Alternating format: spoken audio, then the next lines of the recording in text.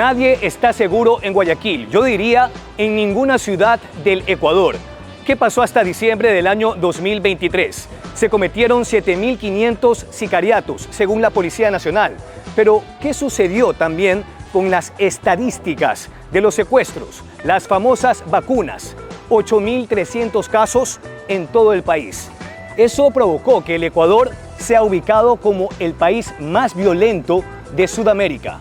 La consulta popular del gobierno de Daniel Noboa Sin plantea 11 preguntas, entre ellas el endurecimiento de penas y también que las Fuerzas Armadas no dependan de un estado de excepción declarado por el gobierno de turno para que brinden su apoyo complementario a la Policía Nacional.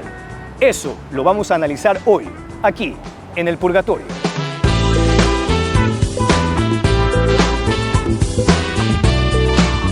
El análisis de esta consulta popular lo haremos desde los exteriores de la Corte de Justicia del Guayas.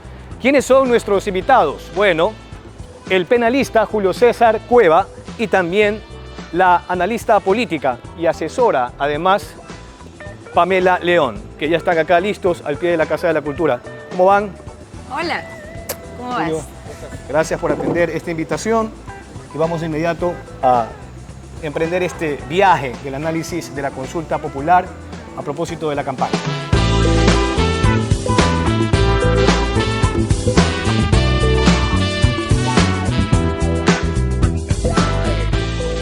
La presente consulta popular se convierte en la quinta desde los 16 años de vigencia de la Carta de Montecristi. Por eso haremos un análisis de cada una de las 11 preguntas en materia de enmienda constitucional y también modificaciones al marco jurídico vigente. Saludamos de nuevo a Pamela León. ¿Cómo le va, Pamela? Jorge, ¿cómo te va? Muy bien. Gracias por atender esta invitación. Gracias a ti por invitarme. ¿Lista ya? Completamente lista. Perfecto. Y también a el penalista Julio César Cueva, amigo y, bueno, de alguna manera también fuente en mi trabajo cotidiano en materia judicial. Gracias por la invitación. Buen día. Bien, vamos Hola. de inmediato.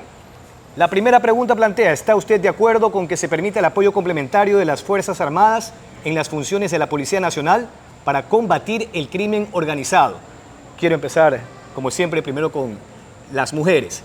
¿Ese planteamiento está virtualmente condenado al éxito, a ganar con el sí, o eventualmente podría tambalear?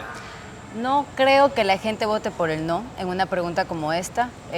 Yo creo que igual, de todas maneras, hay que analizar el tema porque hay tres puntos fundamentales que pueden lacerar un poco la legitimidad de la consulta. El primero, por ejemplo, es cómo la consulta se transforma en una herramienta para legitimar ciertas decisiones de gobierno.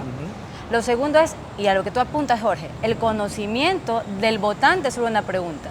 Por ejemplo, esta puede llegar a parecer bastante fácil, pero vamos a ver si el de las judicaturas especializadas resulta fácil para la ciudadanía entenderla. Y en esta particularmente, habría que repensar el tema, porque resulta menos burocrático, por ejemplo, apelar al decreto 110, cuando el presidente no necesita, por ejemplo, del pedido a la Policía Nacional y tampoco de la intervención del COSEPE.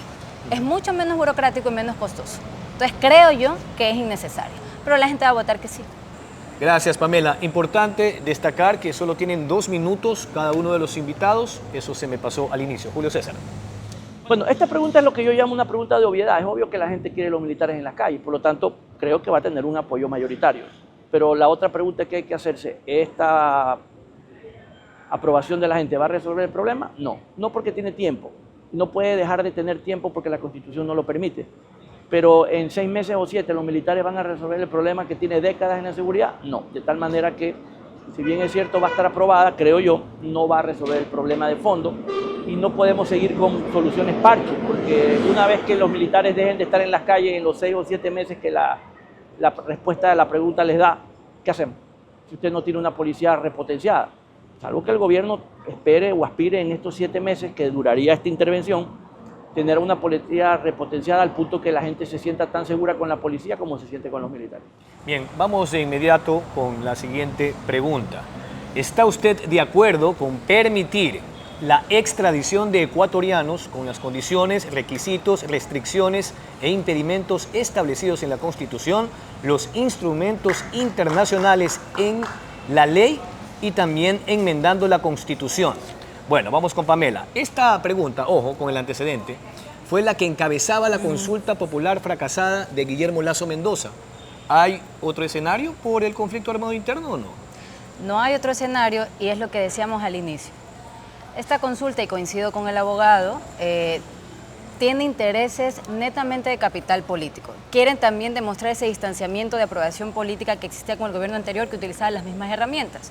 Hay una intención de distanciarse. Con el tema de la extradición, también hay que conocer, y creo que el abogado lo puede explicar también un poco mejor, que las condiciones también deben ser, no pueden ser disímiles al otro país al que se va a extraditar. Por ejemplo, hace tiempo escuchaba al máximo del gobierno colombiano en este tema y decía que, por ejemplo, los procesos para extraditar toman bastante tiempo. Ellos se demoran meses en tal vez 2, 3 o 5 casos. Y en ese sentido, hay que leer las letras pequeñas de esta pregunta. No va a ser tan sencillo como simplemente votamos sí y ya tenemos a todos estos delincuentes extraditados en otro país. No es tan, pero la gente va a votar que sí, por lo que tenemos y lo que decía también el abogado. Hay una necesidad y esa percepción se acrecienta cuando la seguridad y las medidas securitistas empiezan a ensombrecerse. Ok, Julio César, solamente un poco el contexto. Hace poco yo hablaba con Ismael Quintana, quien trabaja en Quito, y decía que él veía una fortaleza entre el planteamiento de Noboa y lo que en su momento promovió Lasso. Y tiene que ver con la amplitud del catálogo de delitos, porque Lasso solo circunscribía a delitos, digamos, execrables. Acá, según él, el paraguas se abre totalmente. En efecto, esa es la gran diferencia con la pregunta de la consulta de Lasso. Lasso puso solo un catálogo muy limitado vinculado al narcotráfico y delitos conexos. Este permite por cualquier delito, de tal manera que ahí quienes están delinquiendo de cualquier forma van a tener un problema si es que otro país lo pide. En efecto, es como dice Pamela, el problema es que lo que se está probando es lo que se conoce en la doctrina como la extradición pasiva. Es decir, pasiva ¿por qué? Porque tú estás esperando que otro país te pida al ciudadano. Si otro país no te lo pide, no lo vas a enviar. Es decir, el Ecuador no es que va a decir, esta es la lista de gente que yo no la puedo cuidar o que se me vive fugando. ¿A dónde que los mando? Los van a mandar a tal parte porque allá los van a cuidar mejor. No, ellos tienen que allá iniciar un proceso y hacer la solicitud al Ecuador, y empieza un procedimiento que empieza en el área administrativa, pasa por lo judicial y finalmente quien decide es el presidente si le extradita o no. Y esto es la ley ecuatoriana y es prácticamente copiada de otras partes porque en otras partes funciona exactamente igual.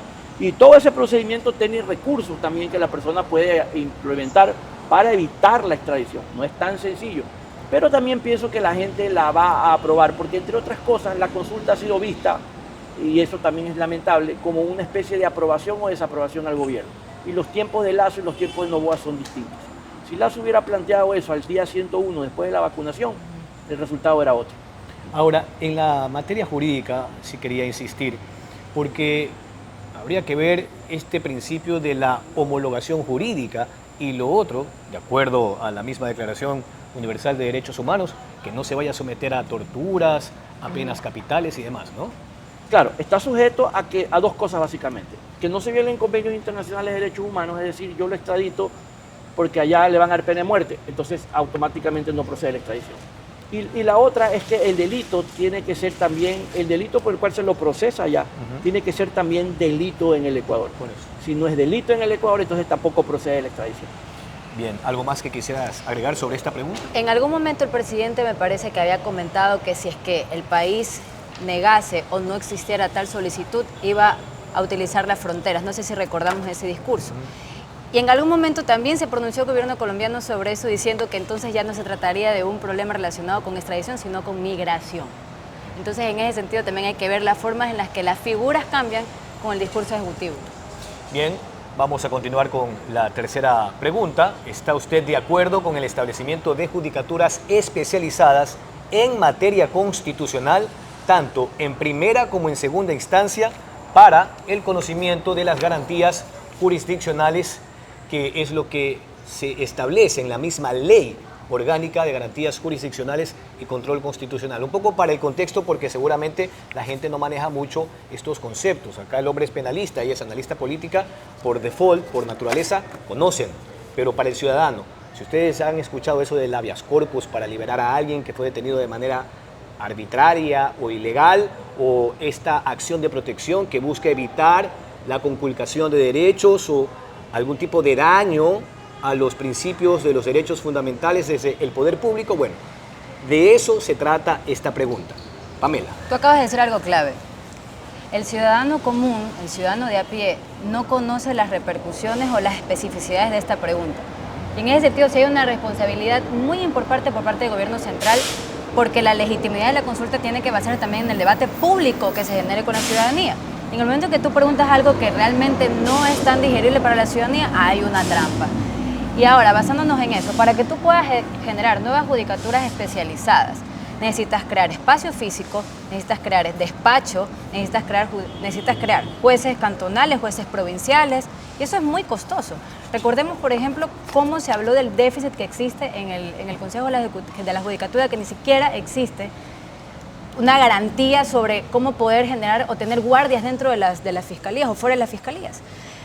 Yo digo, más allá de nuevas judicaturas, lo que habría que preguntar es de qué manera se puede fortalecer la selección, evaluación y el control de los jueces, que es lo que ha expuesto el caso Metástasis, Plaga y Purga. No va por nuevas judicaturas especializadas, sobre todo porque tú ya lo comentas, existe. Es por cómo controlar el sistema judicial y lo costoso que resultaría generar nuevos espacios físicos para esas nuevas judicaturas especializadas. Pero segura porque, a ver, ya vimos una suerte de feria de habeas corpus o de acciones de protección para liberar a personas que ya están con sentencias condenatorias ejecutoriadas, y un poco el principio de los juristas, sobre eso va a ahondar ya mismo el penalista Julio César Cueva, en torno a que eso no procedía y se saltaron lo que está en la misma legislación. Hablo de la parte jurisprudencial, es decir, solicitando un habeas corpus en otra provincia, quizás buscando a jueces afines. Entonces, ¿segura que va por ese lado? Yo creo que no. A mí lo que me resulta complicado es entender la situación económica y la crisis en la que al momento se declaró el sistema de justicia, en emergencia se declaró, para poder generar una facilidad presupuestaria, y no hubo tal quórum. ¿De qué manera vamos a financiar estas judicaturas especializadas? Que pueden tener un gran fin, como tú lo comentas, pero ¿cómo lo vamos a sostener? Es lo que estamos comentando, la letra chica de las preguntas, la implementación de las mismas. ¿Qué es lo que pasa con la consulta popular? Que después hay que entender que el hecho de que salga en efectivo la votación por el sí, hay que recordar que igual esas preguntas pasan por proyecto de ley en la Asamblea y hay que ver si las aprueban. Entonces, esa letra chica es la que no estamos exponiendo o no está siendo muy transparente el gobierno. Julio César. La justicia ya es especializada. Es especializada en niñez, es especializada en civil, laboral, penal. Pregunto, ¿funciona? No. Entonces, ¿cómo va a funcionar la constitucional? El problema no está en la ley, está en el funcionario. Si tú tienes un funcionario que está dispuesto por un precio a decir y a interpretar lo que le viene en gana, no vas a tener ley que sirva. Entonces, lo único que va a ocurrir es que aquí vas a concentrar ese poder de dar un habeas corpus, una acción de protección en menos manos, y eso lo va a hacer, por así decirlo, más poderoso y probablemente más costoso. Esa es la verdad. La prostitución de la ley viene del funcionario, no viene de la ley como tal. Entonces, y no hay ley que sirva cuando tienes un funcionario que está dispuesto a decir que la ley dice azul, pero por un precio estoy dispuesto a decir que es azul claro y no azul oscuro. Entonces, el problema no te lo va a resolver la ley. ¿Por qué todos los jueces son jueces constitucionales? ¿Cuál fue la idea inicialmente? Obligar de esta manera a que todos los jueces conozcan de materia constitucional para que resuelvan los casos desde el punto de vista constitucional. Me refiero a la justicia ordinaria. Pero no funcionó por varias razones. Una, nunca capacitaron a los jueces. Y dos, pues nunca tampoco les interesó aprender. Los pocos que aprendieron lo hicieron de manera privada. Poner la justicia constitucional en manos de unos cuantos no va a resolver el problema, porque el problema está en la mentalidad de la gente y no en la ley. Sí, solamente quería solicitar un criterio adicional de parte de Julio César para continuar contigo, Pamela. A ver, acuérdate, Julio César, que en la Constitución del 98 el habeas corpus era otorgado por el alcalde de la ciudad donde alguien había sido detenido de manera ilegal o arbitraria, y eso implicaba la politización de un instrumento estrictamente jurídico. Por eso el cambio con la Carta de Montecristi para que pase a la justicia ordinaria, como también pasó lo que era en su momento las cortes de excepción. Las cortes militares y policiales, hubo la unificación jurisdiccional. Pregunto, si hoy igual se han otorgado habeas corpus o acciones de protección, no con criterios jurídicos precisamente, sino políticos, quizás entonces, ¿dónde está la falla? La falla está en la capacitación del funcionario, la falla está en la selección del funcionario y está en el procedimiento de sanción. A ver, y si lo quieres irte más atrás, está en la oferta académica. especialmente la oferta académica pública. Tú tienes que de las universidades públicas se gradúa gente y cualquiera puede ser abogado, cualquiera puede ser médico.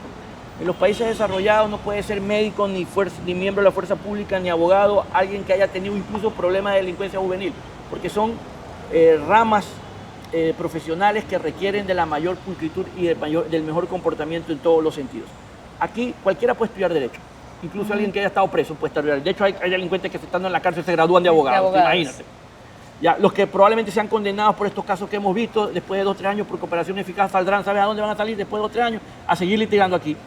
Entonces, tienes un pésimo pensum académico. ¿Sabes lo que sale de ahí? No salen los mejores. Entonces, tras que no salen los mejores, esa es la materia prima para la función judicial. De ahí, si tienes un proceso de selección como el que hubo el último concurso de jueces, ya te imaginas quiénes entran.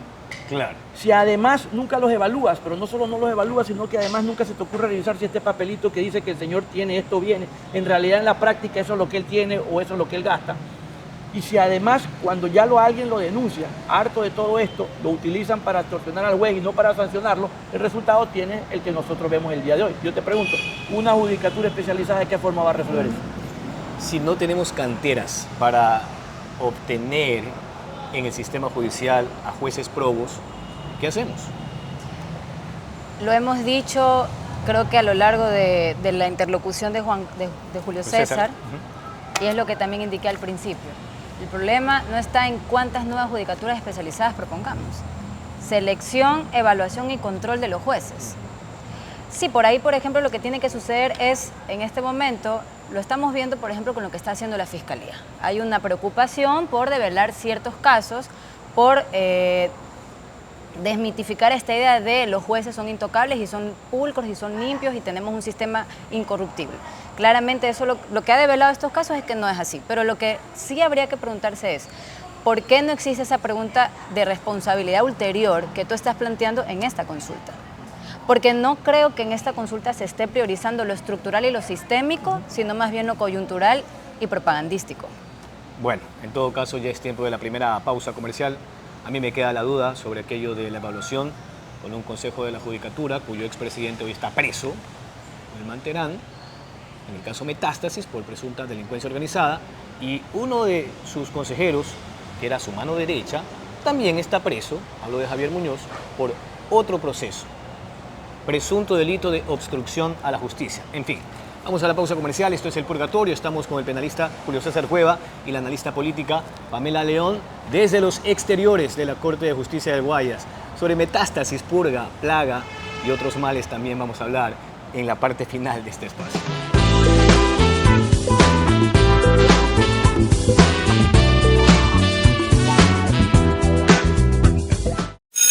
¡Atención, familia! Finalizaron las clases e iniciaron las vacaciones. Esta es la oportunidad para mantener a nuestros pequeños con mente sana y cuerpo sano. Las escuelas de fútbol de la Prefectura de Santa Elena te están esperando. Para mayor información, escríbenos a los números 098 77 66 801 o al 09 59 68 0047. Recuerda que el fútbol es un juego. Diviértete mientras juegas y verás cómo mejora tu rendimiento. Prefectura de Santa Elena.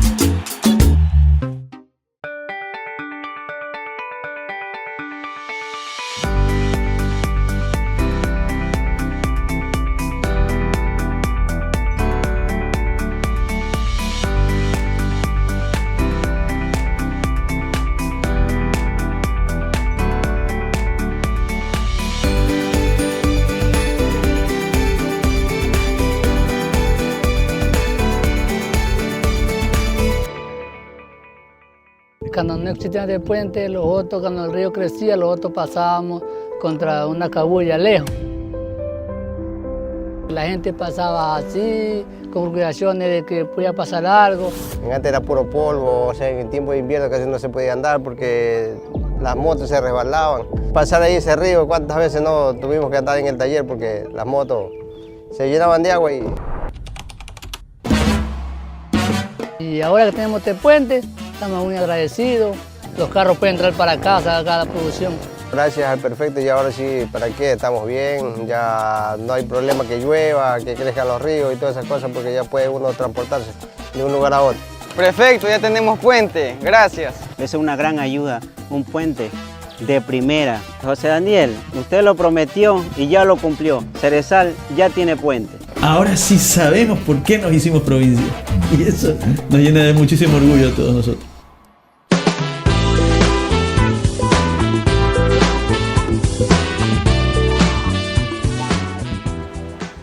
Cuarta pregunta. ¿Está usted de acuerdo que el Estado ecuatoriano reconozca el arbitraje internacional como método para solucionar controversias en materia de inversión, contractuales o comerciales? Básicamente, lo que se plantea es que el Ecuador pueda volver a instancias internacionales como el CIADI, cuya sede es Nueva York, y está ligado este centro de arbitraje al Banco Mundial, porque hoy la Constitución demarca que cualquier proceso en ese sentido sea dentro de Latinoamérica, Pamela. Mira, en ese sentido hay dos posturas y yo creo que sí es importante tratar de comprender bien las vicisitudes de esta pregunta. A mí en lo particular me preocupa cuánta jurisdicción estamos cediendo a las instancias internacionales. En el derecho internacional, los sujetos internacionales que están en igualdad de condición son los estados. En los mecanismos arbitrales es la corporación con el Estado. Creo que el Estado sí entra en una situación de vulnerabilidad en ese sentido y, por ejemplo, de 29 demandas realizadas al Ecuador por empresas transnacionales, la mayoría han sido por proyectos extractivos, la mitad. Y de aquellos, 2/3 de esos casos han sido perdidos por Ecuador. Oxy, Perenco. Por ejemplo. Y ahí lo que sí hay que ver es cómo podría resultar eso económicamente, porque, por ejemplo, se está haciendo un cálculo de, en el caso nada más de Texaco y Chevron, serían como 2.900 millones de dólares que adeudaríamos nosotros. Entonces, claro, pero luego está la otra visión de eso también podría abrir ciertos espacios para la inversión extranjera, porque también existe esa otra cara, pero no es por ponerme soberanista. A mí sí me preocupa la forma en la que podríamos estar cediendo esa jurisdicción a instancias internacionales que generalmente fortalecen el capital corporativo. Julio.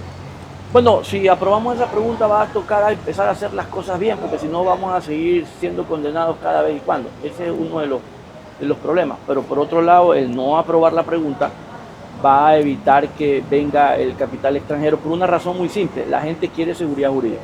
Y si alguien va a meter su plata en una parte del mundo, lo que quiere es tener la certeza de que no solo va a ganar dinero, sino que en la eventualidad de un conflicto se lo van a resolver en derecho.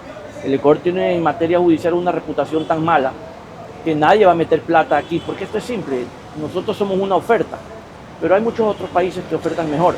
De tal manera que si lo que tú quieres es dinero lícito de capital extranjero, vas a tener que someterse a instancias, o vamos a tener que someternos a instancias en donde las cosas sí se resuelven en derecho. ¿Qué tienes que hacer entonces para no perder? Hacer las cosas bien. Pero además tienes que tener un sistema sólido de repetición. No puede ser que el funcionario haga las cosas mal, se fue y deja al país endeudado. ¿Y cuándo repites? Nunca. Claro. Ahora habría que ver, Pamela, porque en la época en la que se decidió insertar esta figura en la Carta de Montecristi, se anularon o cancelaron cerca de 30 tratados bilaterales de inversión. También. Según los que hoy hablan de este tema, por ejemplo, el director del Centro de Arbitraje y Solución de Controversias de la Cámara de Comercio de Guayaquil, eso permitiría que vuelvan esos tratados bilaterales de inversión y que obviamente se incremente este tipo de inversiones extranjeras que hoy tienen niveles muy bajos en el Ecuador. Claro, como te decía, son dos visiones. Lo que dice Julio César es claro. Se puede generar un marco de confianza y ese capital reputacional que tiene el país en ese sentido podría minorarse si hacemos las cosas bien. Es que esa parte y esa frase es la que creo que configura el tema. Hay que preguntarse si realmente nosotros vamos a generar esa instrumentación para que aquello pueda consolidarse de la forma en la que debería funcionar. Bien, vamos a la quinta pregunta. ¿Está usted de acuerdo con enmendar la Constitución y reformar el Código de Trabajo para el contrato de trabajo a plazo fijo y por horas cuando se celebre por primera vez entre el mismo empleador y trabajador sin afectar los derechos adquiridos de los trabajadores de acuerdo con el anexo número 4? Ahora quiero empezar con Julio César en justo equilibrio. Si me preguntas si estoy de acuerdo o no, sí, porque mira, si bien es cierto, hoy existe el trabajo por horas, que son 4 horas, no toda la gente lo puede hacer. Por ejemplo, yo pienso mucho en aquellos jóvenes cuyos horarios de universidad no les permiten trabajar ni siquiera las 4 horas. pero trabajar 2 horas o 3, 4 días a la semana les viene bien, aunque sea para pagar el bus para ir a la universidad. Entonces hay que pensar también en eso. Yo creo que ciertos dogmas y ciertos temas de los sindicatos tienen que terminarse. No podemos seguir teniendo estas doctrinas antiguas que ya no funcionan. Los países del primer mundo, que son países desarrollados, tienen normas flexibles en materia laboral. Creo que tener la posibilidad de trabajar por horas le va a permitir a mucha gente joven ganarse algo, ¿verdad?, para poder subsistir aunque sea en el día a día. Y yo prefiero eso a tenerlos delinquiendo. Ahora, hay 10 organizaciones entre políticas y sociales inscritas ante el CNE para hacer campaña por el sí y también por el no. Léase CONAIE, léase la Revolución Ciudadana, no precisamente inscrita esta organización política, pero sí de manera frontal están apoyando el no. Allí, por ejemplo, dicen que esa será nuevamente la puerta para la explotación y la precarización laboral, pero me parece que en el texto al menos se cerca de manera legal aquello. De hecho, un gran amigo tiene una frase sobre este tema y dice: no hay peor precarización que el desempleo. Sí. Y en ese sentido, por ejemplo, hay que entender la realidad. 3 de cada 10 ecuatorianos apenas tienen un empleo formal. Hay ciertos discursos que te dicen que posiblemente esta pregunta pudiera lesionar un poco la forma regular de tener un empleo. Habría que evaluarlo. Lo único que yo sí cuestiono, y estoy de acuerdo con esta pregunta, por las nuevas configuraciones del empleo. Ahorita, por ejemplo, es muy sencillo. Los deliveries, por ejemplo, trabajan por horas. No necesitas un capital tan amplio de inversión para poder empezar. La pregunta es clara cuando dice que se van a respetar el tema de la afiliación y el resto de condiciones legales. Pero, por ejemplo, en ese sentido, lo que sí habría que aclarar un poco más, porque en el anexo no es muy claro, es que la forma en la que se va a regular dependerá del acuerdo ministerial que se genere o que se cree. Las últimas líneas. Pero no es algo que resulte tan concreto para poder comprender la forma en la que se va a operar. Ya vimos, por ejemplo, que creo que la hora va a costar $3.80. Están fluctuando. O está fluctuando, pero no sé cómo va a ser el cálculo con el tema de la afiliación. O sea, creo que esas especificaciones no están siendo tan claras, pero sí que es propagandeable decir que puede haber un empleo por horas que va a satisfacer también las necesidades legales. ¿No será que esto cae sobre los hombros de la Asamblea Nacional para especificar, establecer los muros legales? Y en lo que le preocupa a Pamela, al menos a mí me lo ha dicho en más de una ocasión, no solo el presidente del Consejo Directivo, el doctor Eduardo Peña Hurtado, sino también la ministra de Trabajo, Ivonne Núñez, ha dicho que la afiliación va a estar garantizada en el trabajo por horas y que en el caso del pago de las bonificaciones, 13º y 14º sueldo, será un proporcional por la logística, ¿no? Sí, a ver, el problema de la precarización no está en la ley, está en el control. Si tú tienes un control eficiente y has saneado el ministerio porque pues, no ha tenido siempre la mejor actuación, entonces no va a tener mayor inconveniente. Entonces lo vas a resolver desde ese punto de vista. ¿Cuál es el problema de que algunas cosas se resuelvan vía vía acuerdo ministerial? Es que hoy está un ministro, mañana está otro. Hoy está un gobierno, mañana está otro. Y entonces vas a tener un inconveniente en términos de inseguridad jurídica. Cambiaron el ministro y ¿será que se mantiene el acuerdo? El acuerdo, exacto. Eso es lo preocupante del tema. Eso es lo que va a generar, lo que pudiera generar inseguridad jurídica. Ahora, el asunto, como bien dices, va por el control, pero creo que es público y notorio que tanto en el IES como en el Ministerio de Trabajo no tienen precisamente un capital humano abundante para abarcar. Estamos hablando de miles de compañías. Y eso que tú mencionas es importante porque habría que cuestionarse en efecto la infraestructura que tenemos en este momento de carácter institucional apoya y defiende la condición regular del empleo en este momento. La regular, ¿cómo vamos a confiar en que aquello que es incipiente en este país, aunque ya lo dijo el abogado, existe, pero ahora sí de manera más regular y legítima, va a ser posible que esta infraestructura logre consolidar y defender aquello? Tenemos esa experiencia previa, como dijo también el abogado, el Ministerio de lo Laboral, ¿qué nos ha demostrado? Claro, y me parece que la limitación, como decía, del capital humano, tanto de IES como del Ministerio de Trabajo, es muy similar a la limitación del número de fedatarios en el SRI. Sí, pero es que el problema es que seguimos echándole al hombre el peso en los hombros de resolver este problema. Con la tecnología de hoy, con inteligencia artificial, si tú tienes además un buen plan de cumplimiento, Es súpermente sencillo, porque tú puedes tener buzones de denuncias, tú puedes tener lo que se llaman los whistleblowers, que son los que denuncian anónimamente, y lo sabes manejar. Tú puedes tener un control en tiempo real de lo que reportan las empresas con cruces respecto de lo que pagan en el IES. Entonces, puedes a través de la tecnología tener en tiempo real cada mes, cada 6 meses, cada 3 meses, al final del año, quién declaró, quién reportó, cómo se hicieron los pagos, bancarizas los pagos para poder justificar que en efecto has pagado lo que tienes que pagar. Lo vas a poder manejar de mejor manera. Si lo piensas, si la idea es que lo resuelvan los inspectores del trabajo, necesitas 200.000 inspectores del trabajo. Sí. Si tú quieres que lo resuelvan los jueces laborales, necesitas 500.000 jueces laborales. Esto se puede resolver con inteligencia artificial y con un software, y además con un buen plan de cumplimiento que va a permitir tener una hoja de ruta y poder evaluar dónde están los problemas al momento de tener control. Pero no está en la ley. Sobre todo porque según el SRI y la super de compañías, en el Ecuador hay un poco más de 8.500 empresas constituidas legalmente y solo 500 están en la circunscripción de las grandes empresas o grandes contribuyentes, y allí está clara la brecha en torno a quién cumple y quién no cumple totalmente el marco jurídico vigente. Vamos con la sexta pregunta. ¿Está usted de acuerdo con que las Fuerzas Armadas efectúen el control de armas, municiones, explosivos y accesorios de manera permanente en las vías, caminos y demás sectores aledaños a los distintos centros de privación de libertad, sí o no? Julio, dígame, perdón, Julio, es que ya usted contestó algunas primeras. Ya. A ver, vamos con Julio.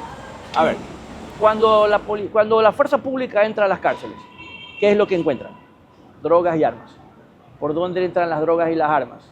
Por la frontera. ¿Quién está cuidando la frontera? ¿O quién debe cuidar la frontera? Los militares. ¿Dónde están los militares? Cuidando las cárceles. Entonces, zapatero a tu zapato. Entonces, lo primero que tienes que hacer es tener a los militares donde deben estar, cuidando las fronteras y cuidándolas de manera eficiente. Y esto de querer los militares en todos lados para que resuelvan el problema que tiene que resolver la policía, es como cuando tu hijo no estudia y los deberes se los haces tú. La pregunta, y cuando tienes que ir al examen, también vas a ir tú. Y cuando se gradúe, también vas a ir a recibir el título tú. No, ¿verdad? Entonces, lo que tú tienes que hacer es, sí, está bien, esto no debe ser permanente. Me hubiera gustado que diga 1 año, mientras, y como una obligación colateral o paralela del Estado, mientras se repotencia, se refuerza, se equipa, se entrena, se capacita a la policía para que haga ese trabajo. Porque de lo contrario ya le estás dando un nuevo rol a las Fuerzas Armadas. Ya ahora tienes que tener más militares entonces, porque por un lado tienes que cuidar la frontera y por otro lado tienes que estar cuidando las cárceles. Cuando quien tiene que cuidar las cárceles es la policía, o tener lo que en su momento hubo. Mira, los militares tienen hasta universidad. Los policías ahora recién van a tener una universidad, tienen una escuela. Yo te pregunto, ¿y los guías penitenciarios qué tienen? Nada. Iban a tener una escuela que la fundaron, iban a tener una escuela que la fundaron en Machala. La cerraron en el gobierno de Moreno. Era una buena idea, ojo, del gobierno de Correa. Entonces, si tú no tienes un personal penitenciario capacitado, ¿verdad? Es difícil que puedas resolver esto. Entonces, no, los guías no pueden, la policía tampoco puede, los militares. Y yo pregunto, ¿y cuando los militares no puedan? No, creo que me hubiera gustado que la pregunta tenga un tiempo y durante ese tiempo la obligación del Estado sea repotenciar a la policía para que la policía pueda hacer eficientemente ese trabajo. Ahora, las Fuerzas Armadas han dicho que gracias a su intervención han logrado neutralizar las cárceles.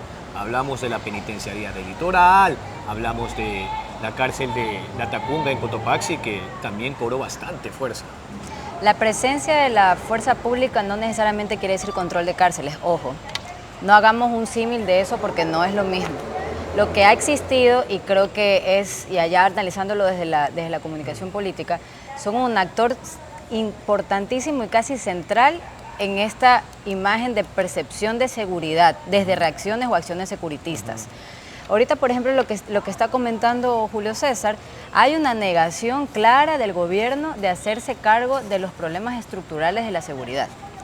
No hay tal cosa como reformar o sanear el sistema en que la Policía Nacional opera. Pareciera que las Fuerzas Armadas son ese sostén que de alguna manera va a librar todo el tema de inseguridad que en este momento existe. Y eso realmente no solamente que es reduccionista, sino que es irresponsable. Bien, vamos a la siguiente pregunta antes de la pausa comercial, la segunda. ¿Está usted de acuerdo con que se incrementen las penas? Aquí se plantea el endurecimiento de penas en los siguientes delitos. Por ejemplo, terrorismo y su financiación, producción y tráfico ilícito de sustancias catalogadas sujetas a fiscalización, delincuencia organizada, la presbicia después de los 40 por si acaso, ¿ah? Asesinato, sicariato, trata de personas, secuestro extorsivo, tráfico de armas, lavado de activos y también los delitos vinculados a actividades ilícitas en minería y demás. Esto tiene que ver con el Código Orgánico Integral Penal. Lo siento, el penalista es el hombre. Vamos primero con él. Mira, incrementar las penas es como crear más impuestos. ¿Por qué mejor no cobra los impuestos que ya tiene? ¿Verdad? ¿Por qué no mejor no garantizas que no haya impunidad? Porque al delincuente le da exactamente lo mismo que la pena sea 2 años o sea 200 años, si tiene la certeza que puede controlar y manipular y comprar el sistema de tal manera que a él no lo vayan a condenar. Si no lo condenan, ¿de qué te sirve que hayas incrementado la pena?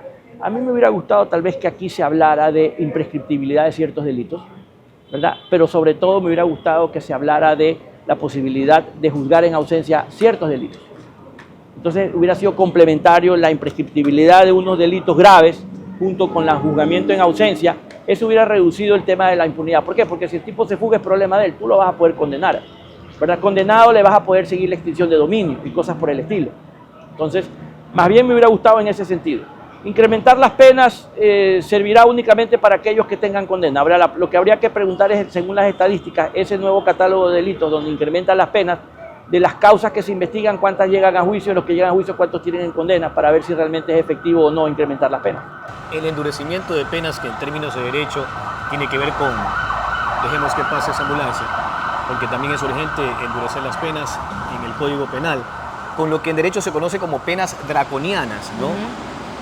Aquello es algo que le interesa a la gente, porque la gente lo que quiere es seguridad y que en las cárceles cumplan sus condenas. 8 preguntas de la consulta popular son en efecto sobre seguridad. Y ya tienes 8 garantías de un sí ahí. Yo lo que sí quisiera es que la gente recuerde el COIP que fue expedido en 2014, que aumentó el catálogo de delitos, aumentaba penas, se aumentaron las causales agravantes, se disminuyeron también los accesos a la prelibertad. Eso ya sucedió en 2014, el momento político era otro. ¿Hubo algún cambio con eso? Lo que hubo también es mayor hacinamiento, menor control de las cárceles, se flexibilizó también, me parece, la prisión preventiva. Entonces, en ese sentido, esto que estamos viendo es el mismo sándwich con distinta mayonesa del COIP del 2014 que proponía nuevos delitos, aumento de penas, pero solo que ahora estamos en 2024. Bien, vamos a una pausa comercial. Estamos haciendo el análisis de las 11 preguntas de la consulta popular con el penalista Julio César Cueva y la analista política Pamela León desde los exteriores de la Corte de Justicia del Guayas. Pausa y volvemos.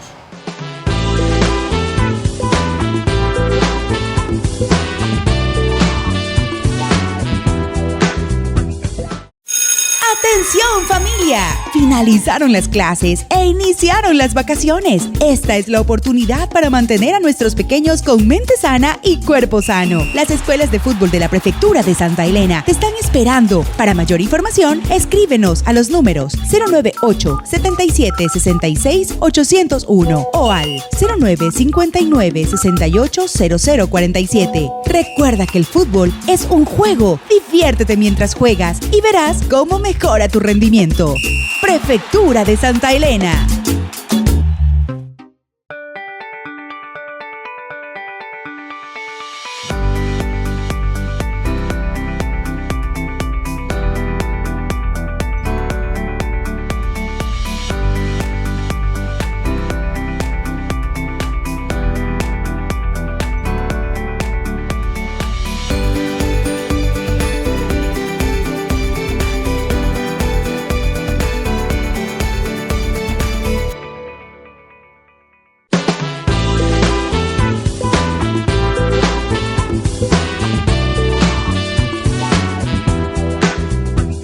Bueno, la siguiente pregunta.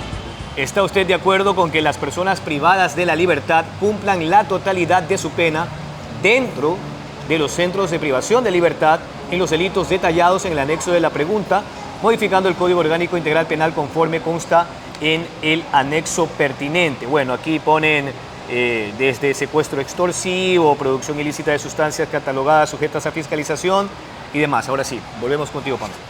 Bueno, claramente es una pregunta que apunta al sí, sobre todo por lo que hablábamos hace un momento, de esta facilidad que existe de generar ciertas medidas para reducir ciertas penas. Pero ahí, por ejemplo, yo sí quiero que hagamos un hincapié en lo que significa esta consulta popular. Responder afirmativamente a esa pregunta, por ejemplo, que creo que va a tener mayoría, no necesariamente quiere decir que se vaya a ejecutar, porque, como dice el anexo de cada una de las preguntas de la consulta, en 5 días se debe enviar un proyecto de ley a la Asamblea Nacional y esa Asamblea Nacional deberá aprobar ese proyecto de ley.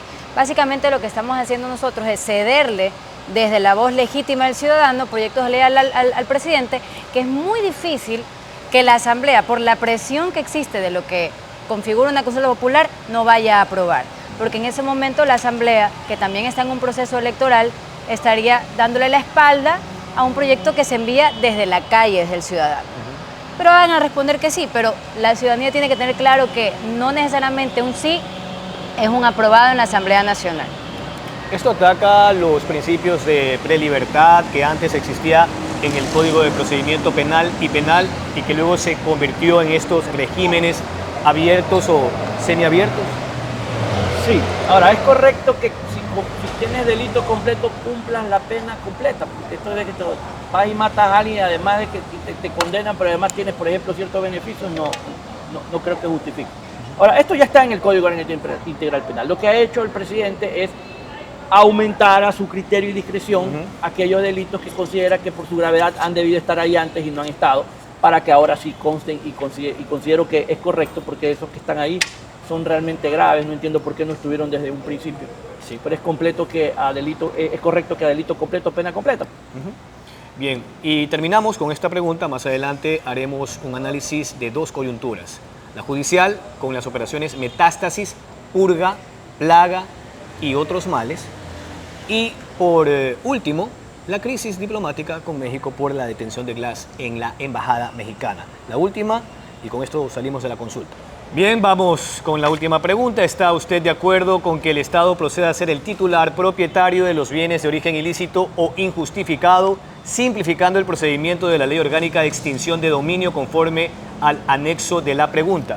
Julio César, hace poco se aprobó la Ley de Extinción de Dominio y se advertía desde varios sectores que se estableció una frontera que solo va a proceder esto de agilitar los procesos de la titularización de los bienes de los grupos de delincuencia organizada para esos delitos y no en los delitos contra la administración pública, donde usualmente están implicados políticos o exfuncionarios públicos. Bueno, es que la ley la aprueban justamente a aquellos que normalmente cometen delitos contra la administración pública. Esa es la respuesta. Ahora, a mí no me preocupa el sí, me preocupa el no, porque esto que se está preguntando ya está en la ley. De hecho, la reforma redujo los plazos, lo cual creo que es un problema, porque reducir los plazos facilitó el ocultamiento de los bienes en términos de que es muy difícil saber dónde están los bienes. En el momento en que le quitas el tiempo a la Fiscalía para poder descubrirlos, le complicas las cosas para poder realmente saber qué es lo que hay de origen ilícito de una persona o de varias personas o de una estructura societaria. Porque los bienes pues no es que están a nombre del narco, están a nombre de testaferros, están a nombre de estructuras de compañías y cosas por el estilo. Entonces es complicado. Reducir los plazos no mejora la facilidad de descubrir los bienes, al contrario, la dificulta. Y porque además son plazos que la Fiscalía, si quiere, los puede acortar sin necesidad de que se lo digan. En términos de que si me das 12 meses y yo en 8 meses estoy listo, resuelto el problema. Pero si me das 8 meses y necesito 12, me la complico. Eso en lo jurídico. En lo político, a la gente le encanta que le digan que por fin los bienes que fueron adquiridos de manera ilegal, con billete mal habido, sea desde los GDO o desde los GDO políticos, ¿ya?, finalmente van a pasar a manos del Estado para el servicio público, el frente social y demás. Es bastante aprobatorio porque, en efecto, primero que estamos en un conflicto armado interno. Eso ya configura una situación de guerra, más allá de que pudiéramos aprobarla o considerarlo así. El hecho de que exista aquello es porque hay 2 frentes. Yo no estoy de acuerdo con aquellos con los que estamos combatiendo. Entonces la pregunta, de alguna manera, en un contexto de guerra, sí toma mucho más fuerza en estos terroristas no pueden tener este tipo de legitimidad. Y esa pregunta deslegitima, saca de lugares a estos enemigos de guerra que en este contexto son mucho más condenables. Ok, bien, ahí estamos terminando ya los contenidos de las preguntas. quería, como ya anticipábamos, ahondar en los casos Metástasis, Purga y Plaga. A ver, 51 detenidos en ambas operaciones, entre ellos el expresidente del Consejo de la Judicatura, Wilman Terán, la expresidenta de esta Corte de Justicia del Guayas, Fabiola Gallardo, 8 policías, 15 jueces en total, y esto en el timing de la consulta. ¿Le hace un favor o no a Noboa? Sí, yo creo que en todos los sentidos le hace favor a Noboa. Primero porque debilita a dos de sus... En estos 3 casos se debilitan 2 de sus adversarios políticos. De tal manera que si esto conforme a los plazos va como debería ser, creo que no solo apuntar a la reelección presidencial, sino una mayoría gobernista en la próxima asamblea. De hecho, que es lo que yo lo he dicho, si el ciudadano realmente está asqueado de lo que ha visto en estos casos, debería hacer sentir ese malestar en las urnas. Y ese resultado entonces debe verse reflejado en que el presidente probablemente no solo pueda ser reelecto, sino que además tenga una mayoría legislativa importante que le va a quitar la dependencia política en la asamblea de estos grupos que realmente pues no solo han causado daño, sino que lo siguen causando. Y la prueba es la forma en que deformaron, valga la contradicción, el último intento de reforma al Código Orgánico Integral Penal. Eso porque querían crear una nueva causal para hacer una revisión de sentencias condenatorias ejecutoriadas a través de un proceso extraordinario de revisión. Ahora, ya en la parte política, lo que bien decía Julio César, esto de alguna manera también va a provocar una nueva configuración del Parlamento, un poco para abordar ambas cosas, Pamela, y ya se nota eso con las primeras deserciones en la Revolución Ciudadana. ¿Se desgrana este partido? Se desgrana, pero además empieza a capitalizar otros espacios y otras fuerzas dentro de la Asamblea, porque el presidente, o mejor dicho, la bancada oficialista no tardó en hacer una invitación formal para que quienes se han desgranado, una palabra interesante, de la Revolución Ciudadana ocupen las filas de la bancada oficial. El presidente en este momento sabe que tiene un buen romance en su capital político con el ciudadano de a pie. Aunque usualmente en política nadie se casa para siempre. No, pero sí que te puedes dar esos encontrones en la política. Bueno. Y por ejemplo, en ese sentido, yo creo que lo principal en este tema es cómo ese capital político trasciende no solamente desde esa aprobación en la calle, sino que además trasciende en espacios formales de gobernanza y también, por ejemplo, lo vemos en cómo se puede recuperar esa institucionalidad y ese señoriaje. ¿Por qué? Porque en este momento lo que sí devela todo lo que ha pasado con Mayra Salazar, Purga, Plaga, Metástasis, es cómo la justicia se alejó de su verdadero fin, que es ser independiente. Y en el momento en que eso no nos moleste, estamos hablando de un interés completamente que hace una antítesis de lo que deberíamos estar coligiendo. Ella ha hablado de gobernanza, de garantizar la gobernanza, que no es lo mismo que tranza, que suenan igual, pero que eventualmente tiene algún tipo de similitud.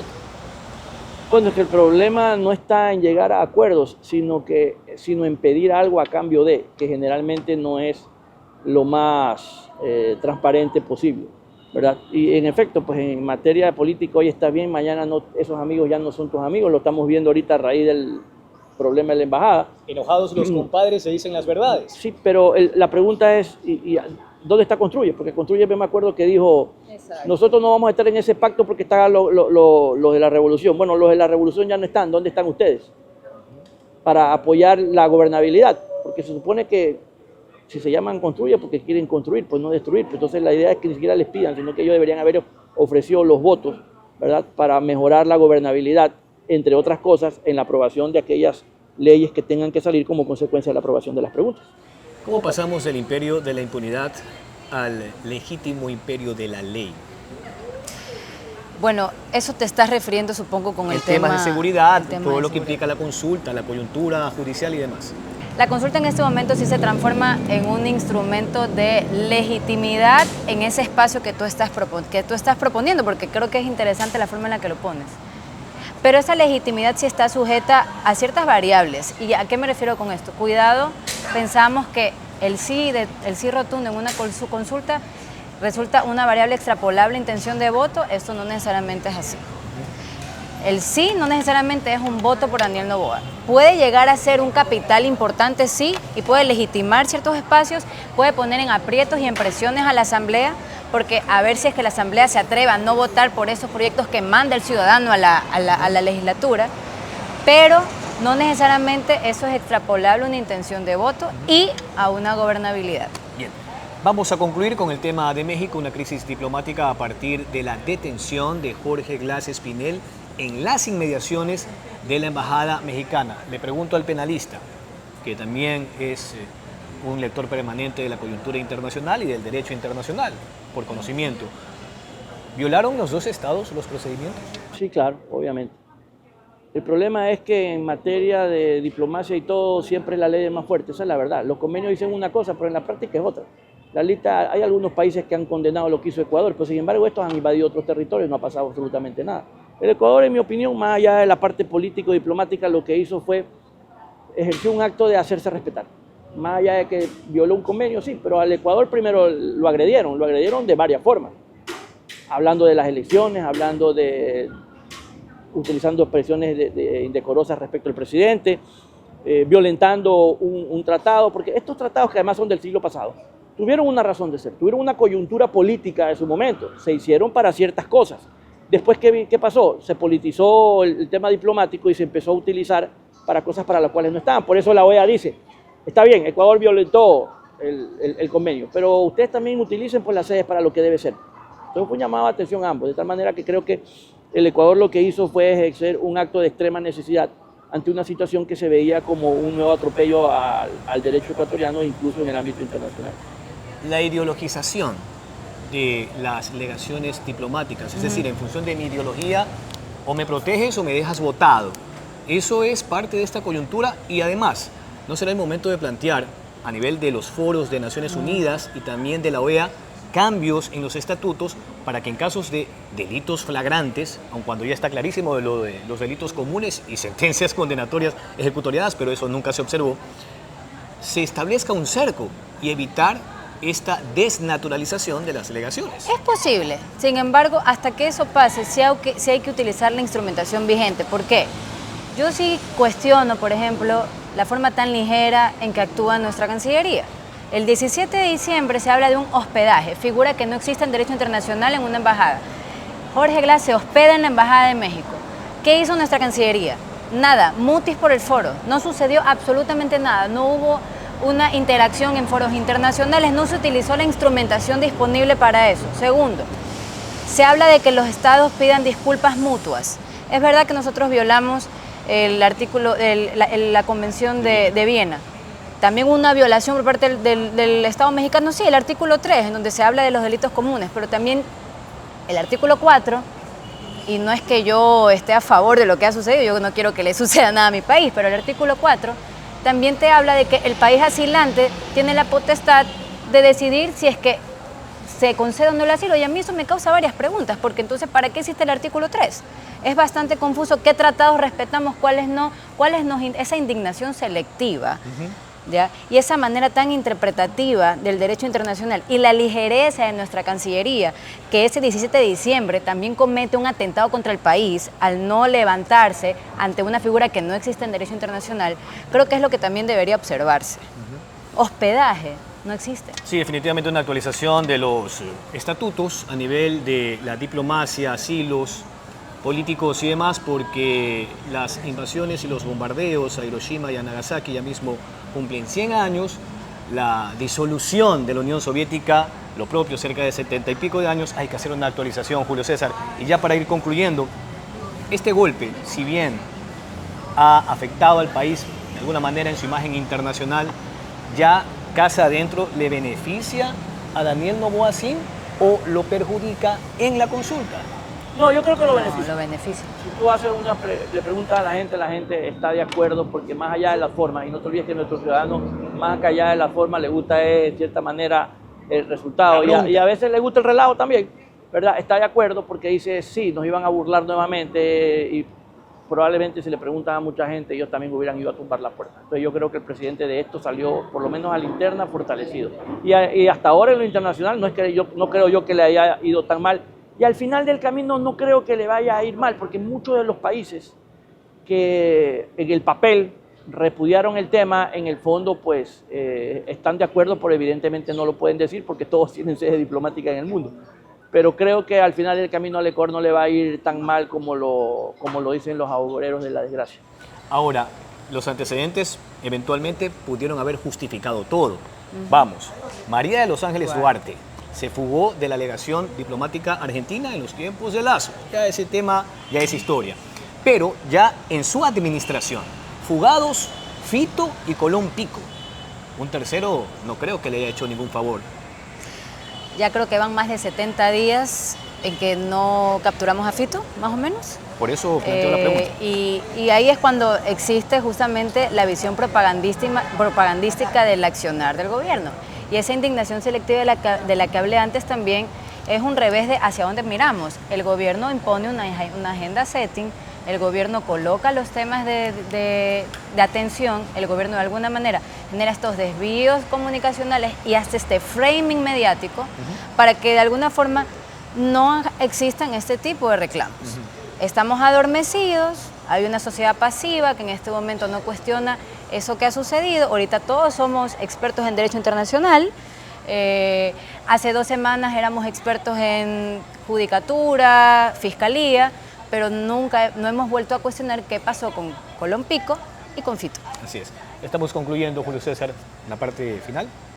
Bueno, creo que si queremos ver un cambio como sociedad tenemos que empezar a razonar el voto. La gente tiene que empezar a asumir su rol de que la toma de decisiones que sean muchas veces a nivel de legislatura o de ejecutivo dependen también de a quienes ponemos ahí. Y para eso hay que empezar a razonar el voto.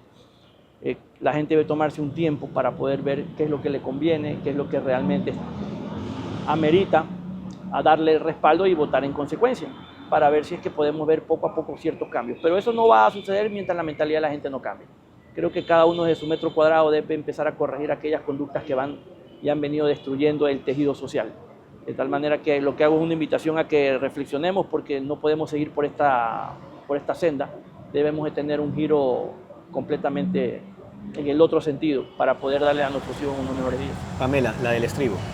Cuidado, permitimos que nos gobierne el facilismo de ciertas preguntas. La intención no es pensar que estas preguntas van a resolver estructuralmente y sistémicamente todo lo que está sucediendo. El endosar la responsabilidad a un voto que hagamos sobre el sí o el no en una consulta popular no es la respuesta estructural a la resolución de estos problemas. Cuidado, caemos también en la estigmatización de votar por el sí es votar por un nuevo Ecuador y votar por el no es definitivamente estar en contra de terroristas. Tampoco es así. Creo que en este momento hay que también darnos cuenta si en efecto ha habido un debate público con todo lo que eso conlleva de la consulta popular y si estas preguntas están estructuradas para que realmente sean entendidas por la ciudadanía y voten en consecuencia de eso. Bueno, es lo que hemos intentado hacer con este aporte del purgatorio. Por lo demás, gracias a Julio César, a Pamela por sus aportes, por sus criterios y sus miradas en torno a esta consulta popular. No nos queda más que decirles que lean cada una de las 11 preguntas con sus anexos y que saquen sus propias conclusiones, porque al final el Foro Popular tiene siempre la última palabra. Lo único que yo puedo decir es que en todo lo que ha sucedido en el Ecuador, después del 79, cuando terminó la última dictadura, del asesinato de Jaime Roldós Aguilera, y cito a la gente del pueblo con la que yo me topo a diario por mi trabajo, ya nos han mentido demasiado. Muchas gracias, hasta la próxima.